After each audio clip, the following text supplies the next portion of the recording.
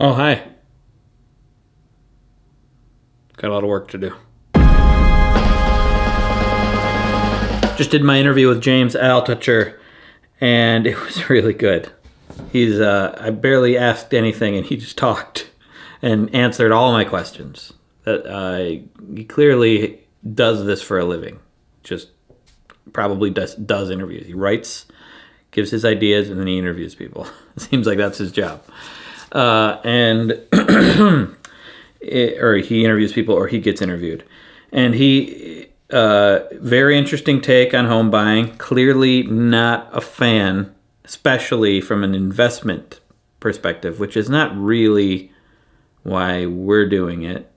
But I told him our situation, our specific reasoning, and why we're buying a home, and all the financial details. And he thought we were okay. He seemed to, maybe he was just being nice, but I don't know. He seemed like he said, like, basically for your situation, what you're doing is a good choice for you. Like that's basically what he said. Like, I'm sure he'll never say that it's like the best thing you can do with your money, and I'm sure he's right about that. But like, when do I spend money on the absolute best thing I should? In fact, every time I spend money, I'm probably not spending it the best way I could. But that's an insight that I didn't know I had. Wow, good on me.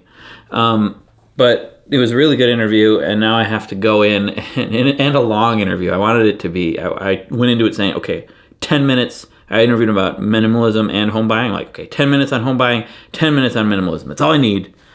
And it was an hour. We talked for an hour. So I have a lot of footage to sift through with him, and then try to figure out how to rework everything else to fit what he said in, and I definitely want to, because he has some great insights and great counterpoints to everything everyone says. And then the minimalism stuff, also very interesting. Like, I don't know if you know this, if you know James Altucher at all, but he write his article. I really like the way he writes too. He's very unique. He's got a unique voice for a blog, if not a typical blogger article writer. And it does seem like he just speaks from the heart and from the mind, and like no filter. I mean, I'm sure he is filtering, and he's very calculating about what he's writing, but it seems like he isn't. But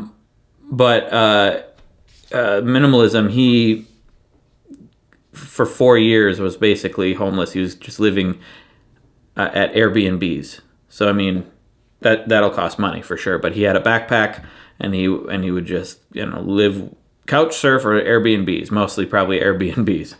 And we talked about, like, isn't that expensive? And he had to take. He seemed to say that not necessarily. He does live in New York, so like rent in New York is going to be ridiculous regardless. So probably not much more expensive, or maybe not even as expensive as living in New York.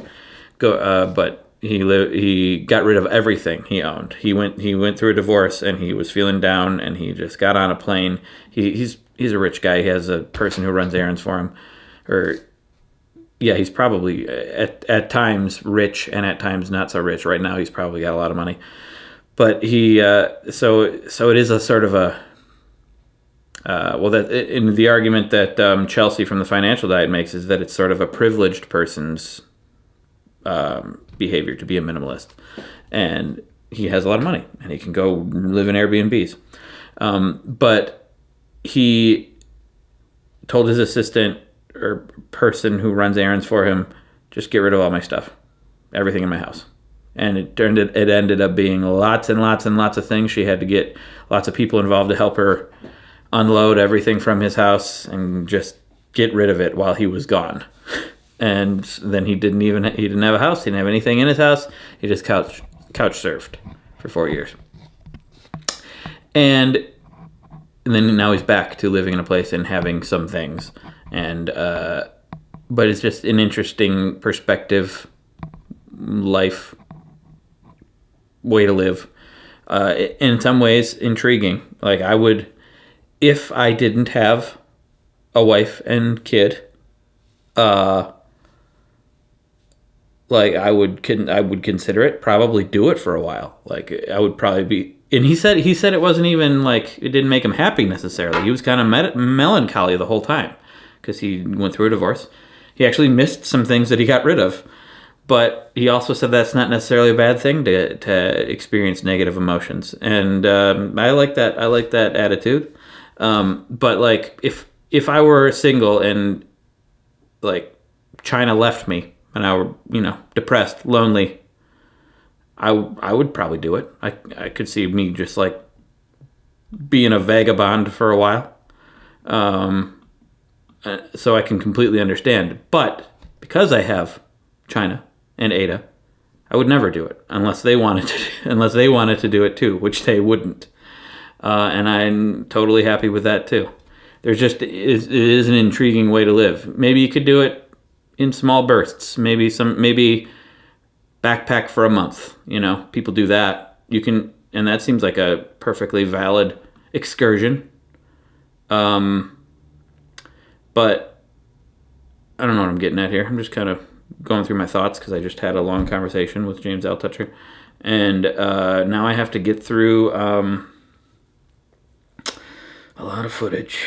I don't know how I'm going to do it. China tomorrow is going to our house, our new house that we bought, and she's painting with a friend. They're going to be painting a bunch of the interior of the house. We were initially going to hire someone to do it, but ended up like the cost of it was more than we thought it would be. And that's one of the things James Altucher said, is that people underestimate how much maintenance is going to cost.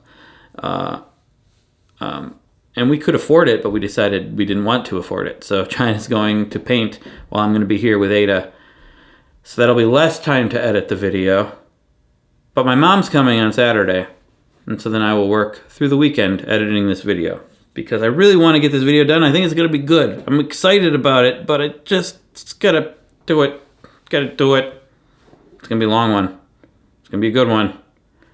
You're a good one. Thank you for your support. And don't be a dingus. And this was a really scatterbrained video, and I apologize for that. But hey, some days you're scatterbrained.